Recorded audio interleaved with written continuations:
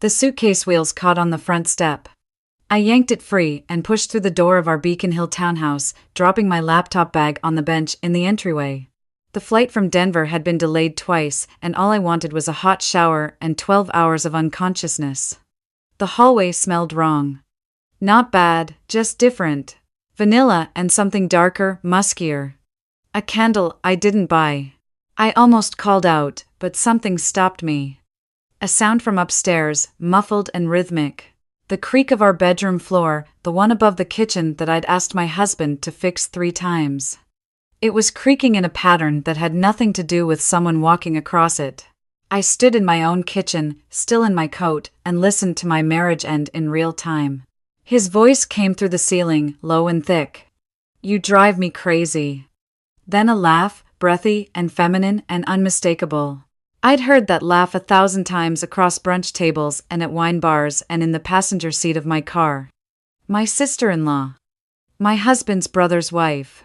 The woman who threw me a surprise birthday party 6 weeks ago and cried during her toast about how I was the sister she never had. I didn't scream. I didn't run upstairs and kick the door open. Something cold and surgical clicked into place behind my ribs, a switch I didn't know I had. I pulled out my phone, opened the security app for the cameras we'd installed after the break-in last summer, and watched the live feed from our bedroom. There they were in full color and high definition. My husband and my sister-in-law, tangled in the sheets I'd ordered from that little shop in Vermont. His wedding ring caught the light on the nightstand, hers was still on her finger. I screen recorded 90 seconds. Then I backed out of my own house without making a sound, got in my car, and drove to a parking garage on Newbury Street. I sat in the concrete silence for 2 hours, watching the recording 3 times, memorizing it, letting the shock pass through me like voltage until only the wire remained. When I finally went home, the house was dark and smelled like lemon cleaner. Every candle had been removed. Every surface wiped. He was in bed, scrolling his phone, looking exactly like the man I'd married 4 years ago. "Hey, babe, didn't hear you come in. How was Denver?" I told him about the conference, about the keynote speaker, about the turbulence on the flight. My voice didn't shake once. I crawled into bed beside him, onto sheets that had been changed, and stared at the ceiling until dawn. The next 3 days were an education in acting. I smiled. I cooked dinner. I kissed him goodbye in the mornings and texted him heart emojis during the day. And every night after he fell asleep, I sat in the bathroom with the door locked and built the architecture of my escape. I found the other evidence on a Wednesday. I wasn't even looking for it. I was searching for a tax document on his laptop, the one he'd left open on the kitchen counter while he ran out for coffee. His email was tabbed. A folder labeled renovation quotes caught my eye because we weren't renovating anything. Inside were 4 months of messages between him and his brother's wife.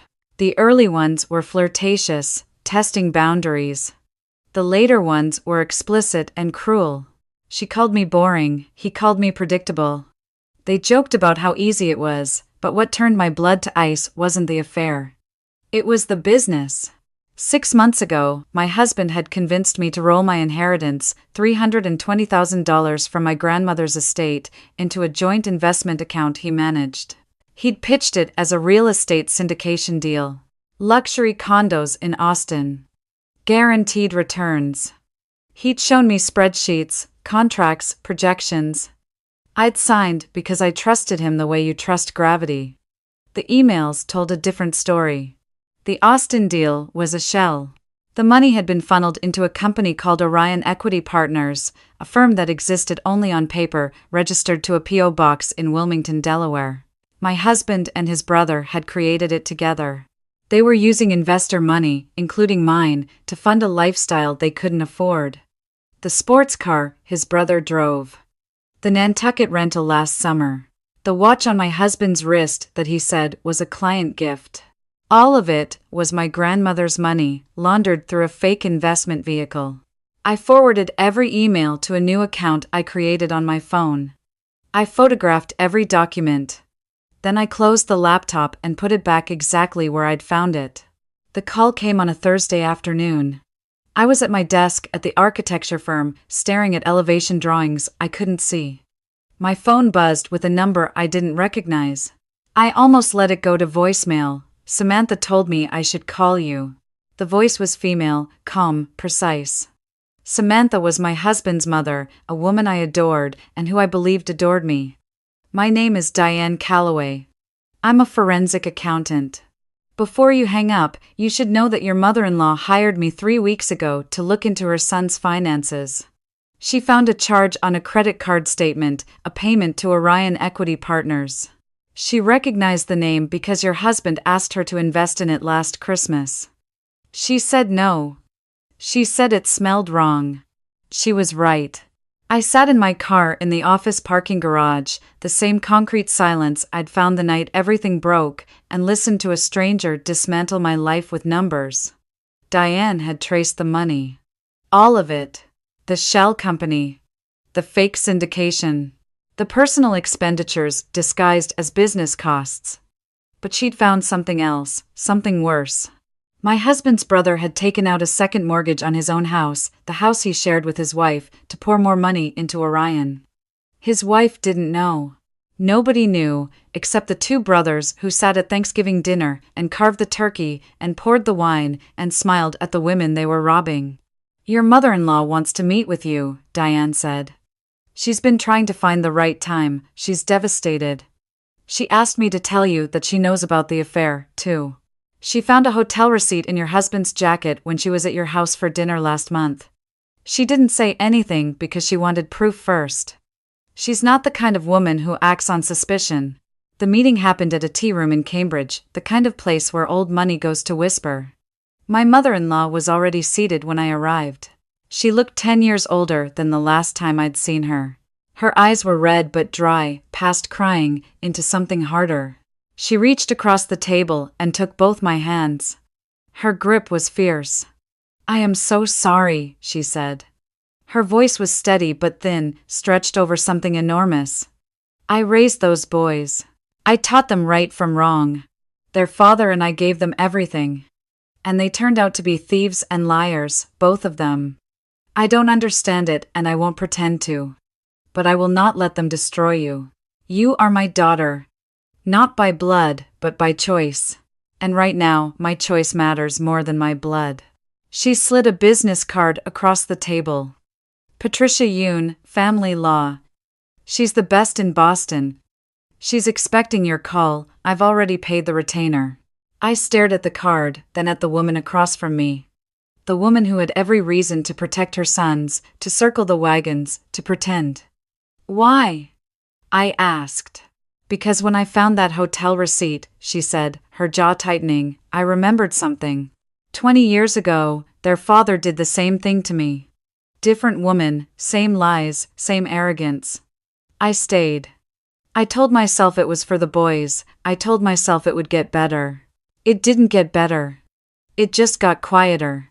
And now I'm watching my sons do to their wives what their father did to me, and I will not be silent again. Silence is what created them. Patricia Yoon's office was on the 40th floor of a glass tower in the financial district. She was small and sharp and radiated the quiet menace of someone who had won 100 wars. She read through my evidence, the videos, the emails, the financial records Diane had compiled, in 40 minutes of perfect silence. Then she looked up. Your prenuptial agreement has a standard infidelity clause, but it also has a joint asset protection provision. If he's convicted of financial fraud involving marital assets, the prenup is voided entirely. You get everything. Not half. Everything. The house, the accounts, the retirement funds. His separate property becomes subject to equitable distribution. She set down the papers. And based on what I'm seeing here, conviction isn't a question of if, it's a question of how many counts. The plan took shape over the next 6 weeks.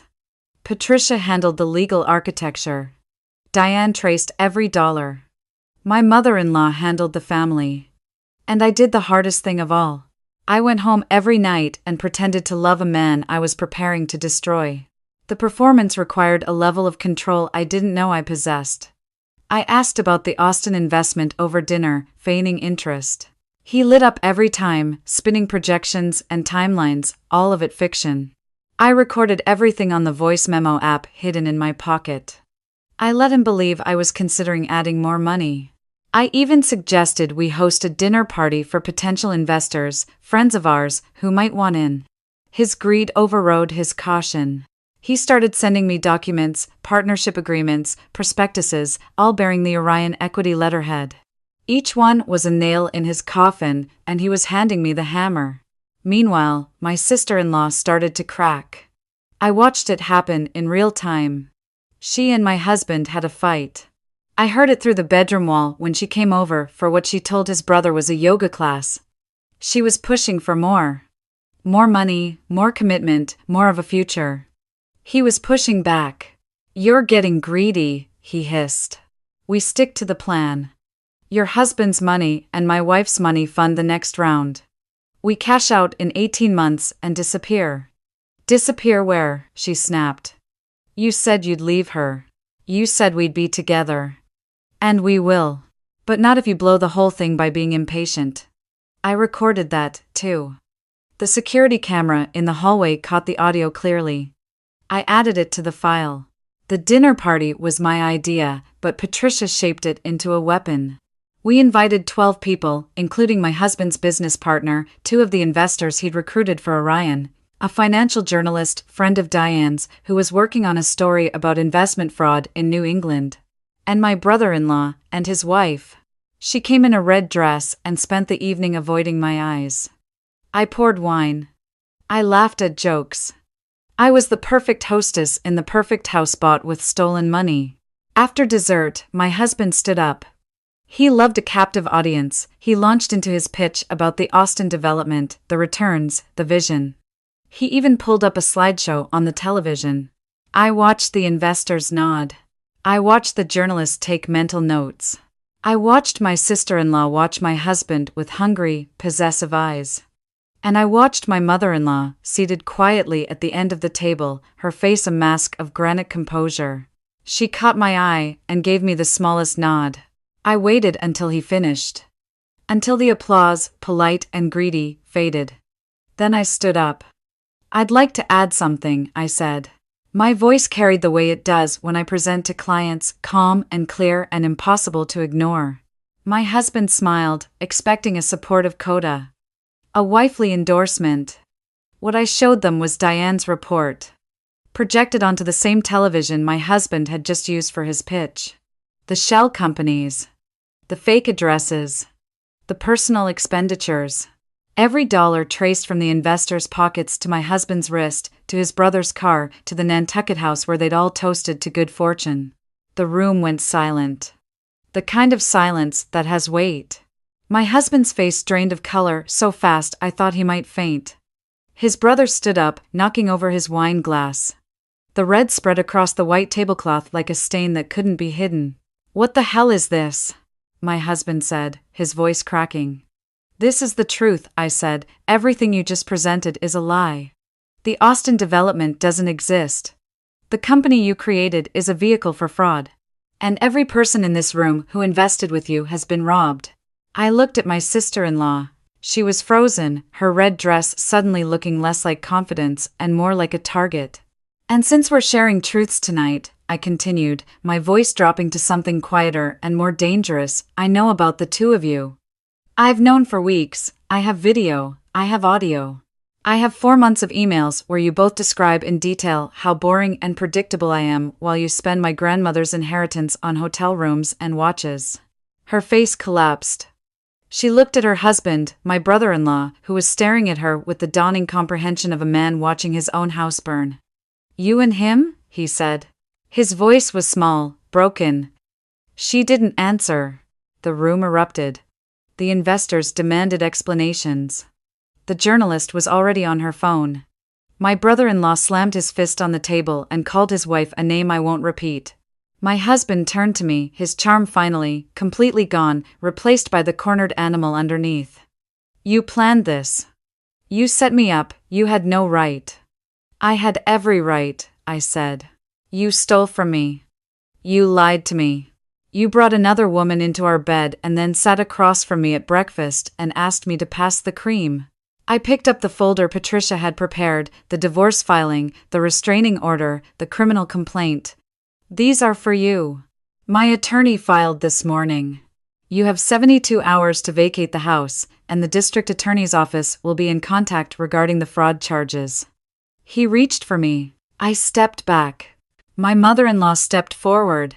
She placed herself between us, small and silver-haired and immovable. Don't touch her, she said to her own son, her voice carrying a grief so deep it silenced the room. You've done enough. The look he gave his mother was one I'll never forget.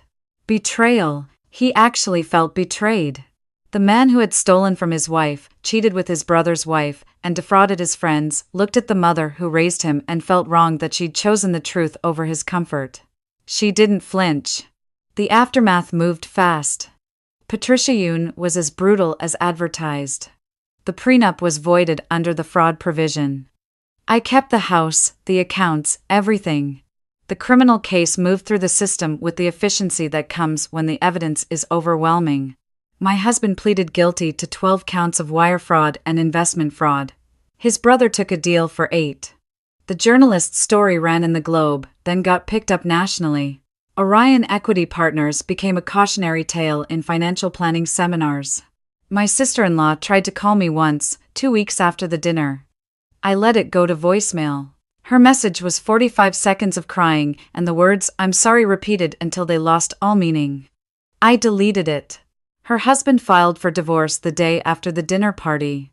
She moved to her parents' house in Connecticut and deactivated every social media account she had. The hardest conversation was with my mother-in-law.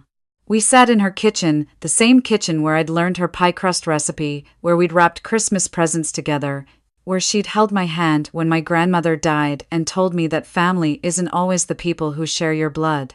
Sometimes it's the people who choose you. Do you regret it? I asked her. Helping me instead of them. She poured 2 cups of coffee, the strong dark roast she'd served every morning of her life. I regret raising men who needed to be stopped. I regret the decades I spent making excuses for their father's behavior and calling it keeping the peace. She set the cup in front of me. But helping you? No. That's the first thing I've done in 30 years that I'm proud of. I sold the Beacon Hill house in the spring. The market was good and the memories were poison. I used part of the proceeds and part of my recovered inheritance to lease a studio space in the Seaport District. My architecture firm had always been someone else's vision, someone else's name on the door. Now it was mine. The first client who walked through the door was a woman in her 50s, with a bruise she'd covered with foundation and a question she could barely ask. A mutual friend had told her about me, about what I'd been through, about how I'd fought back. She didn't need an architect. She needed someone who understood what it felt like to discover that the person you trusted most was the one dismantling your life. I made coffee. I listened. I gave her Patricia Yoon's card and Diane Calloway's number. I told her the truth, that it would be the hardest thing she'd ever done and that she would survive it. 3 months later, she called me from her new apartment to tell me the divorce was final. 6 months after that, another woman called. Then another. The calls kept coming, quiet and desperate and brave, all from women who'd been told their whole lives to keep the peace, to forgive, to endure. I started keeping a list of resources. The list became a binder. The binder became a non-profit. I called it Still Standing. My mother-in-law sits on the board. She donates quietly and shows up at every event. When people ask her why, she says the same thing every time. Because someone should have helped me 40 years ago. And because the only thing worse than raising a man who hurts women is pretending he didn't. Last Tuesday, I stood in the finished studio, surrounded by blueprints and coffee cups and the organized chaos of a life I'd built from wreckage. The sun came through the tall windows and landed on the drafting table where I'd sketched the plans for the Still Standing shelter, a small safe building in Dorchester with a garden on the roof. My phone buzzed. A text from an unknown number. I heard about your organization. I think I need help. My husband has been hiding money, and I just found out he's been seeing someone. I don't know what to do. I sat down, took a breath, and typed back. You've already done the hardest part. You reached out. Let's talk. I hit send and looked out at the harbor. The water was gray and choppy and endless, the way forward always looks when you're standing at the edge. But I'd learned something in the wreckage of my marriage that no one teaches you. The people who betray you count on your silence. They build their entire strategy around the assumption that you'll be too hurt, too shocked, too polite to fight back. They think your kindness is weakness. They're wrong. It's the kindest people, the ones who loved the hardest and trusted the deepest, who burn the hottest when they finally catch fire. And when a woman who's been underestimated her whole life decides to stop being quiet, there is no force on earth that can put that flame out.